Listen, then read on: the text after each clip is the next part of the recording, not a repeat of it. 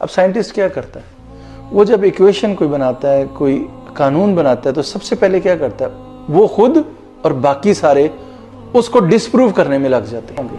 अब जब साइंटिस्ट अपनी वो इक्वेशन, अपना वो कानून बनाकर जब वो सारे मिलकर उसको नेगेट करना, उसको डिस्प्रूव करना शुरू कर देते हैं, तो जो जो सी चीज़ें डिस्प्रूव होती जा रही हैं उसको साइड पे करते जा रहे हैं, जो डिस्प्रूव होने से बच गया वो कानून बन जाता है।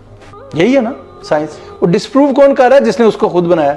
जो जानता है कि ये बिल्कुल ठीक है, वो खुद उसके पीछे पड़ गया। यही चीज़ अल्लाह ताला कह रहा है कि रब की आयात यानी रियलिटी पर, हक को, उसको डिस्प्रूव करने की कोशिश करो।